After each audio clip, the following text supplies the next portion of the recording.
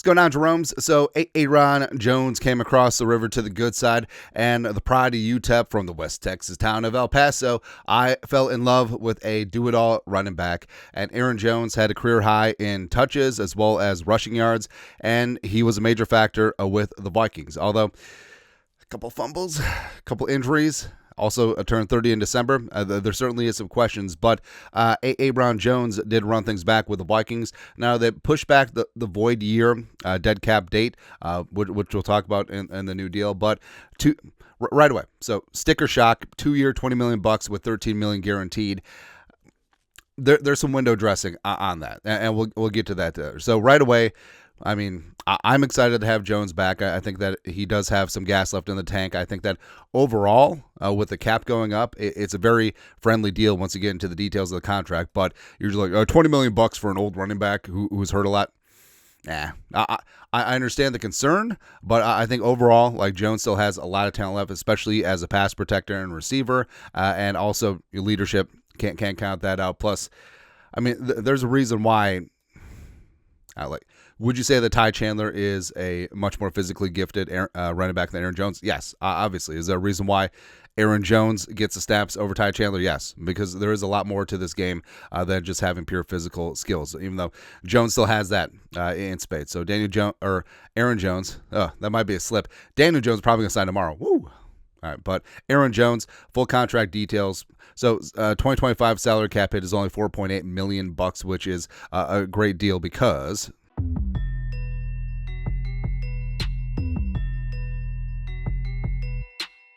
and also that $13 million guaranteed number, it ain't 13. It isn't even 11.5. It's 9.5. So we'll get into this here. So contract details, $4.8 million cap hit 2025, which is huge. It's fantastic. $8 million signing bonus. That is fully guaranteed. Also a $1.5 million 2025 base salary, which is fully guaranteed.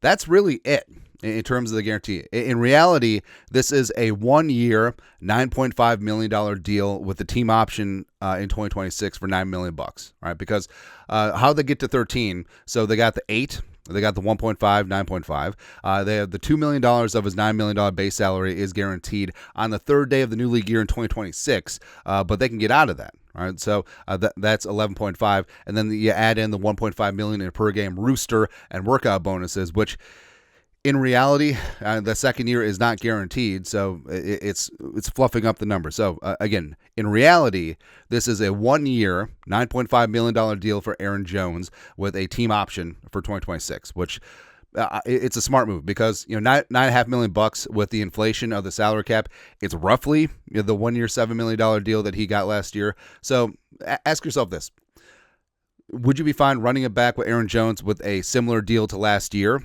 and also an option for 2026 if he's playing well, as well as another where there's nothing guaranteed if he's not playing well? Right, that's basically what it comes down to. And I think it's a smart way to reward your guy. Make sure that you're not desperate for running back when you hit the open market and or the draft, and also you hedge your downside if Aaron Jones, the wheels fall off in 2025. You're not on the hook for 2026. Now the void year cap hits, like we mentioned, 3.2 of that. 800K times 4 is in void years from the last deal.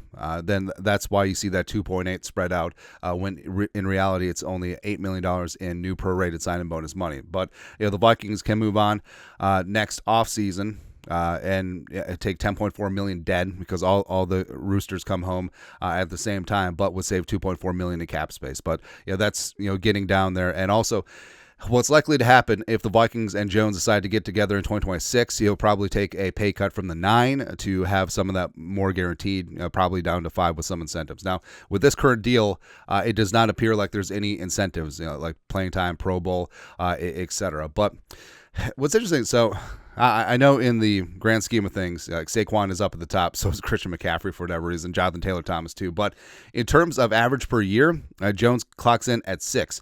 Now, ask yourself, are you fine with Aaron Jones over Joe Mixon? Yes, I would be. Aaron Jones over James Conner, over Montgomery, over Ramondre Stevenson, over Chuba? Yes, I'm in on that. And that's roughly the neighborhood of money that we're talking about. Also, the fact that the Ravens got Derrick Henry for a 2-year, $60 million deal, $8 million per year, my God. My God, like build a shrine to Eric DaCosta, man.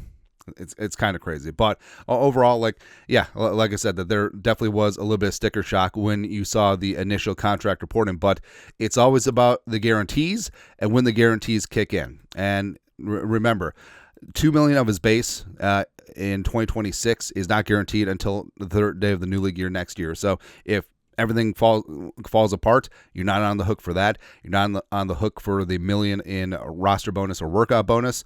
So basically, again, the 2-year, $20 million deal with reported $13 million guaranteed, it's really 1 and 9.5. That's it. That's it. All right. And also, the Vikings now, so they don't have to take a running back early, but they certainly have that option. Like if the running back is BPA 24 or in the third round, go do it. But like we mentioned a bunch, this is a deep-ass running back class. And if the Vikings, ideally you're going to be trading down and moving all around, but they don't have to force a running back if they don't need it, because they have Jones as a fallback and just let the board fall where they may. And there's going to be a lot of really talented running backs that don't get drafted this year. It just is what it is. I mean, there's a chance that a guy like Khalil Mullings or Jarquez Hunter or Monagai or Edwards or Rocket Sanders, like, those guys could go 4th round. Those guys might go undrafted. That's how weird this class is and how deep it is. And a running back you get in the 7th round or undrafted might be an early day 3 guy, maybe even late day 2 guy in most normal drafts. Again, that's how Genty, it's top heavy, but just the depth, the width of this class, it's kind of awesome, man. Plus, Aaron Jones, they have to scale back his workload. I know that the paycheck doesn't represent that, but they have to do that because they want him at 100% in October or in January, February.